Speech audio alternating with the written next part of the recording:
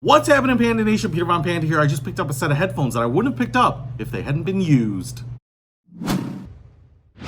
So what I'm holding in my hands here is a set of the Shinola wired headphones that Shinola built for a couple of years, and now they don't sell them anymore, at least on their website. They call them out of stock. I don't think they're manufacturing them anymore, probably because of the price point. And that's where I was really interested about checking these out. But at $500 a set, they didn't seem like a purchase I would naturally make. But fast forward to today, these headphones are available all over the greater eBay area, and you can pick up a set that are definitely in the affordable range. And the nice thing about it is that they might be a really good set of headphones at the price point that they're being sold at. First of all, you get this nice kind of thin, rounded, hard case.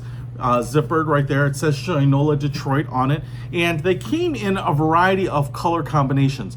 And so what ended up happening is that I think some of the parts were imported, and then they did some final assembly in Detroit and testing them there. But they came in like a black, which is what this is, a silver, and then also I think they called it cognac, which is really the color I wanted, but that seems to have held its value the best. So first of all, you get a little Shinola book here, a certificate of authenticity is in here, and then some instructions for the headphones.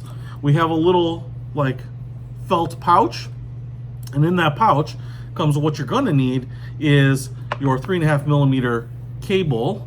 And what's interesting about this is that you have 4-pole 3.5 millimeter adapter on this end, and then a really nice braided, I'm assuming like a nylon braided material on there, and then a controller up here, positive minus mode right there, and then it says Shinola Detroit all in black. But then it splits into two 3.5 millimeter plugs up here with an inline microphone right there. So that's pretty nice.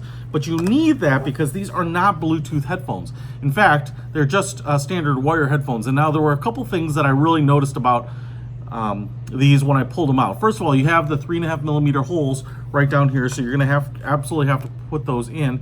And they are also marked right here, left and right. There's a little like laser etched L and R in there, but they feel great. So let me call out the really nice things about this. First of all, you have this nice leather band all across the top here, stitched. It kind of reminds me of the Bang & Olufsen. We have almost, I'm pretty sure it's like an Alcantara, but it feels like a suede. But I kind of think this is a non-natural fiber. And then I would say that the headphones themselves feel heavy and robust. The outside of the cups here are all metal. You can see metal hardware here on the swivelly part.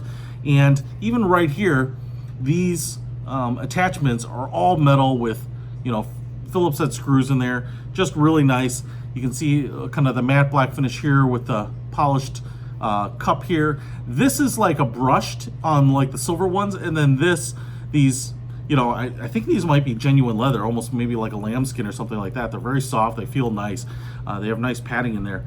But these are what are colored, and this leather is what's colored in some of the other versions. Now, they do swivel, so they go flat like this, and then they fall into here, so you can actually make sure that you put them the right way, so they don't crush the cups here. And then inside we have felt covering the speakers, and they also have magnetic attachments, is what I understand. So this pulls off.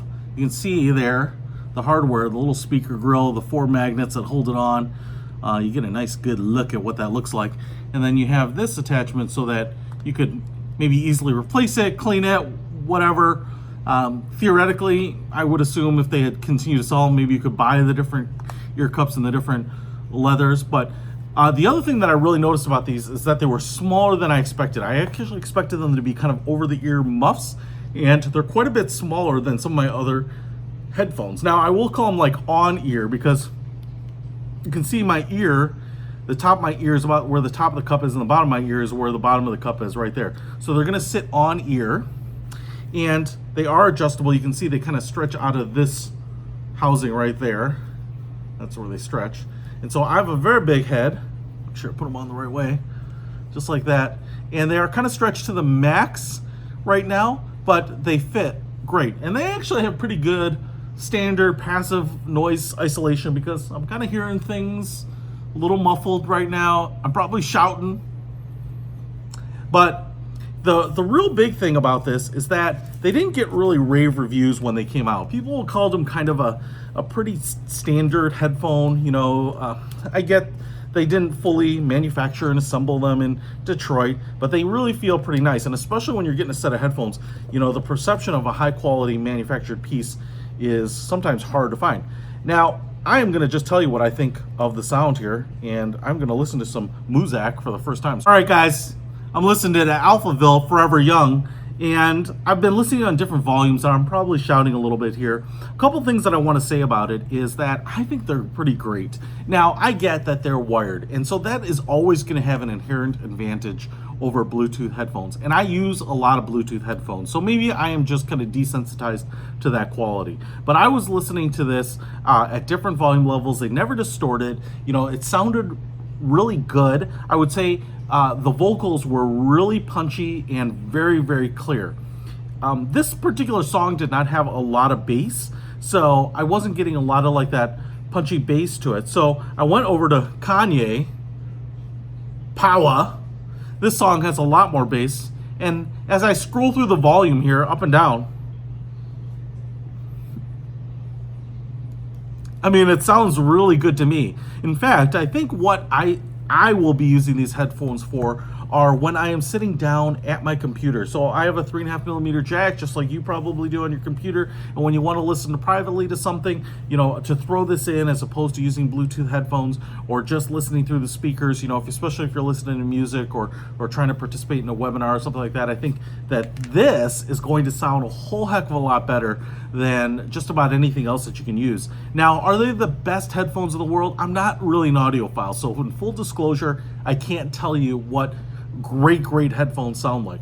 But when I paid about $100 for these, which is about a quarter of what they would have originally sold for, 20 to 25% of what they originally sold for, I think at this price point, they're a really good buy. My only criticism is if you have really big ears, kind of like I do here, and a really big head, they might be just a little bit tight. I kind of, like I said, like over the ear as opposed to on the ear so that nothing is really pressing on my earlobes.